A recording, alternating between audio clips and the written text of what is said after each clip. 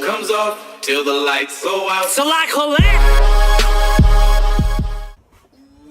What is going on, people? Boys, Punch back out again today with a brand new video here talking about the race weekend and what happened. A lot of things happened this weekend. There was the Coach Hire Ipswich Super Sprint, there was the Hungarian Formula 1 Grand Prix, and there was the Grand Prix Honda of Mid-Ohio in IndyCar. We'll start off with Formula 1. 50th race for the Scuderia. Sebastian Vettel rounds the final corner and wins the Hungarian Grand Prix. With Lewis Hamilton now dropping back in the championship, Sebastian Vettel has won Hungarian Grand Prix for the second time. He won in 2015 for Ferrari. His second win actually at Ferrari.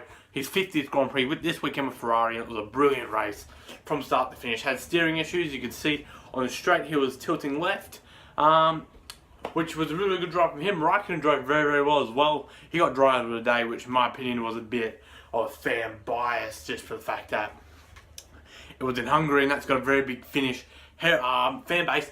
But for me, driver of the day was man in P6, Fernando Alonso. Fastest lap of the race. I know. I mean, P6, really. Who got fastest lap on the final lap, which is special, and then obviously sat on the deck chair in Parc Fermé, which was very, very special. Mercedes finishing third and fourth.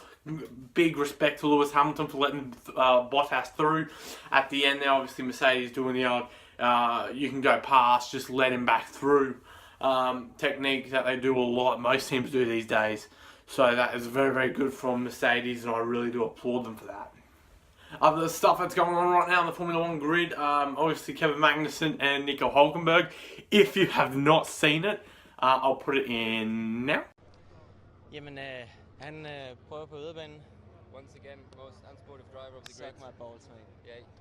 Yeah. Gunther Steiner actually like 2 minutes ago come out and said he congratulates Kevin Max for standing up to the bully that is Nico Hülkenberg, which I don't know, it was a bit aggressive I think from Magnussen. I think he got a 5-second penalty I think for it. I've got to have a look, but I'm pretty sure he got a 5-second penalty for it, which I think was truly deserved. It was a very rational move. Speaking of rational moves, that's to Max Verstappen taking out Daniel Ricciardo on the first lap. As you can see, I'm a Daniel Ricciardo fan, so I was a bit upset, a bit disappointed by Verstappen. I mean, that could have easily been avoided. Really should have been avoided. So can this right there.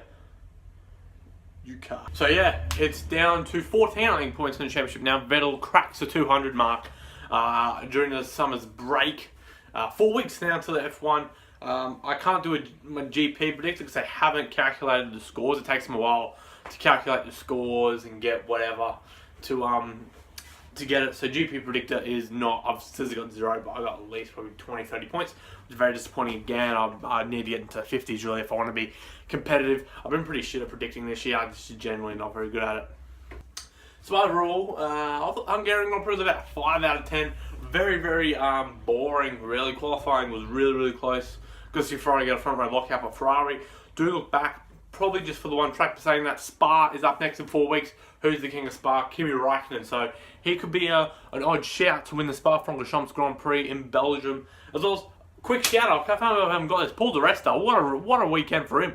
Just got announced at qualifying that he'll be replacing Felipe Massa because Felipe Massa had an ear infection or something like that, I think. The same thing that Martin Brundle had, which is now apparently going around the paddock. So congrats to Paul di Resta. He qualified 19th, which was special for the first time of him in that car around that track. I had 20 minutes and got 19th. Fortunately, couldn't finish the race due to, I think, a floor issue or suspension or something like that, which was, but for props, I think now maybe Williams might be looking at their options thinking, well, we can now afford Felipe Massa to retire and put Paul di Resta in the car. I mean, Sky Sports were creaming themselves thinking of that prospects, which was very, very good. Yeah, big shout outs to Paul di Resta. The Go Tyre Ipswich Super Sprint, 2 days. I went on the Saturday. It was very, very cool. It's good. It was a good race.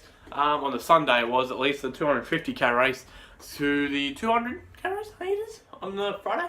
On the Saturday, which was really, really good. On the Saturday, we'll talk about Saturday first. Scott McLaughlin putting on pole position from Craig Lowndes, who was actually really pretty solid all weekend, but it is Ipswich.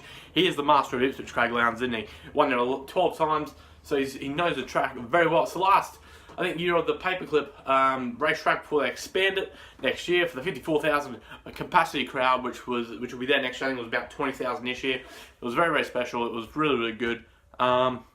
But yeah, what else happened on the Saturday? Shane Van Gisbergen, great drive to get third on Saturday. Really good driving to get up there. He was way back down 7th with about 8 laps to go and just carved his way around everyone. Rick Kelly, Chaz Mostert, unfortunately. He didn't get past Mostert. Coulthard, Lowndes, Whincup, all of them. Whincup, what has happened? Jamie Whincup, what's he doing there, man? He's really struggled all weekend, hasn't he, with the car and that, but hey, you can't win everything, so hopefully he'll be back in the next couple of races. He's going to take a massive hit in the championship. A man who hasn't taken a massive hit in the championship is Chaz Mostert. Great weekend. Got second on Saturday. The win on Sunday. Really good race and a really hectic race on Sunday. Nick Percat blowing out a tyre a couple of laps ago, causing a safety car. The tyre puncture was not due to what a lot of people thought originally, which was just the Dunlop tyres aren't very good. It was actually due to debris. So good race. Scott McLaughlin is your guaranteed champion. I mean, he is phenomenal. When I saw him on Saturday, he was like lifting off most parts of the track and was still lapping so quick. Scott McLaughlin, great driving. Shane Van Gisbergen, great driving. Mostert, really good driving. Lowndes, very good driving as well. So is Tim Slade. He's done a very good job last couple of races, really outperforming that BJR car. So, let's talk about drivers. More importantly, the supercar drivers. Because there's not going to be a lot of movement, I don't think, this year. It's going to be a very stagnant year. Probably the world of motorsport, because I don't think there's any going to be big moves in MotoGP or Indy either. I mean, the top 10 is pretty much locked down. Like last year, we had a lot of movement at the top. Like Scott McLaughlin moving from Gary Rogers Volvo to Dick Johnson Team Racing Ford.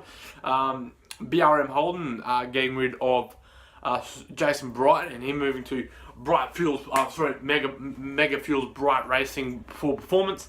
But I don't see anyone moving. I mean, Red Bull are pretty much there. They're pretty much stagnant. They've got Van Gisbergen and Whincup. Triple Eight, obviously, the 4 Triple Eight teams look like they're going to be pretty cool. Sorry, the 3 Triple Eight teams, four seats. Look, they're going to be pretty good with Whincup, Van Gisbergen, Lowndes, and Davison. Nissan, I think there's going to be a movement there. Maybe a Kelly brother moving on. As they say, they don't take. The problem is with finance, because obviously they don't take a payday. They just take a share of the company because they own that sort of Nissan group. They're part owners, the Kelly brothers. So Jack LeBrock needs to get a seat next year, genuinely, just for the fact that he is a great driver. He needs a seat immediately, proving that on the Saturday race when I was there, he beat Jamie Whincup, a 6-time world champion, the man who I put number 1 as the greatest V8 supercar driver of all time. Even though Whincup did have problems, I think I heard somewhere, that's still a pretty amazing feat to keep behind a 6-time world champion. So good on him for that. Other people that were there that maybe can get a seat, Renee Gracie, I don't see her getting a seat. Todd Hazelwood needs to get a seat. So does Gary Jacobson. I think Gary Jacobson will have no problem getting a seat because he's going to be the Dunlop Super 2 champion for sure. Yeah, that'll be pretty good. Let's talk about some more drivers while we're at in Formula 1. I watched the Formula 2 race at Hungaroring, the sprint race. Very good race from Charles Leclerc. If he's not in Formula 1 next year, it will be a crime. I'll put that on Twitter. Follow me. Links in the description. He needs a seat in F1 next year. If it's not, there's 5 guys for me. If they're not in F1 next year, I don't think it's going to be good. Their names are Charles Leclerc, Antonio Giovinazzi, Pierre Gasly, Matthew Bitzer, and Sergei Sorokin. Who I think is very, very good. I think he's underrated, if anything, in Formula 1. But also, as well, just announced, I literally just seen my phone in, Felipe Massa has pulled out of duties at the Young Drivers Test. That will be handed down to his Wednesday. He had a 1-day drive just doing tyre tests. He had 2 days. 1 day will go to Lance Stroll. The other one will go to, I think his name's Luca Giotto. I know his surname Giotto, but I know his first name. I think it's Luca. He is he's the Russian time #1 driver in GP2, or Formula 2. Sorry, I've called probably GP2 3 times already, so yeah. Also, I've got to do a video on this. I was going to just do like a vlog sort of thing about this, but Sauber have announced Fred Vasseur as their new team principal, and have also immediately announced that the Honda deal is cancelled. And they've gone for a multi-year deal. This is a very good deal from Sauber. Do Ferrari see something in Sauber? A multi-year deal where Ferrari can use current engines. So that is very congratulations. A bit of a a round of applause there for Sauber for getting that engine deal, because that is a massive. Now the point is, do they need to keep Pascal Wehrlein in that seat? Probably not. A lot of teams say they do not want him because he's a bit of a princess. His nickname in the paddock is Princess Pascal. I don't see him getting a seat anywhere else. Mercedes might just say, all right, we'll keep you in the wings for a couple of years until Hamilton moves on or Bottas isn't actually that good, and we'll put you in our seats. He's a great driver. Probably will go to waste. But now the big debate is Ericsson staying. Who goes in there? Is it Giovinazzi? Is it Leclerc? Probably Giovinazzi because he's driven for the team, and Leclerc's only 19. He can wait a year, but he needs to get an F1 because that guy's a future multiple world champion. He's the next Max Verstappen. Indy 500 race in mid-Ohio, won by Joseph Newgarden again. You only meant to go back-to-back weekends of race winning. Yes, Graham Rahal did win in Detroit, but that was the exact same race at the exact same weekend. So, big win there for Joseph Newgarden, going on to the top of, for the first time in his career, the top of the IndyCar World's Championship. Man in second, I haven't seen that much and heard about that much this year. Helio Castroneves, everyone loves Helio. But he's second now in the championship, and Scott Dixon dropped from the top to third, as well as Will Power. Simon Pagenaud in fourth, Will Power, your boy, in fifth. Very good race from Newgarden, pretty much controlled it from start to finish. Alex Rossi also having a good race. He's actually been very underrated this season. He should be in F1, but he's not going to be, unfortunately. I think he's very happy in IndyCar. Also, let's quickly talk about everyone's favourite Swiss driver, Sebastian Buemi, who wanted the biff with everyone this weekend. He went up to Antonio Felix da Costa, started having an argument with him. 3 seconds later, went up to Robin Frins, started having an argument with him, and then Daniel Abt wanted to have a word with him. So it was pretty mental. Daniel Abt, I'll put a picture of on Twitter, put it up on Twitter. I need to go have a shower, obviously referring to the point Sebastian Buemi called him a very dirty man, and he put up on Twitter, which I thought was funny. I might need to go take a shower because I'm a dirty boy, which is very funny.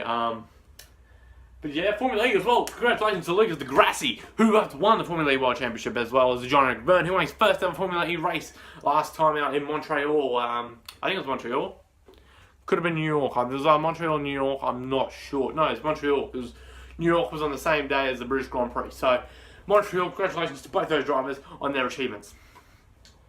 Any other racing happened this weekend? Not really. MotoGP comes back, I think, in 2 weeks. Formula 1 comes back in 4 weeks. And V8 Supercars comes back in 3 weeks. So everything's pretty much now on summer's break, except for IndyCar. I don't know if they have breaks or not. I'm only really started to follow IndyCar in the last couple of weeks, so I don't really know. But I've been your boys, Podge. No breaks in here. No breaks during any breaks. There's always going to be videos uploaded to the channel. Click there to see a new video. Why the Halo is not the solution. Click there to see the 2018 driver predictions. And more importantly, click there to hit subscribe. Click there as well to hit subscribe down below in the description. Click this slide to hit the like button or dislike. If you dislike it, let me know how I can improve. Also click the share button, share it with all your friends. If you have no friends, share it with your imaginary friends, because I'm sure you have friends. If you're new to the channel, make sure to like, share, subscribe. I say that all the time. Click the notification button to know when I go live. I'm Andy Podge. Peace.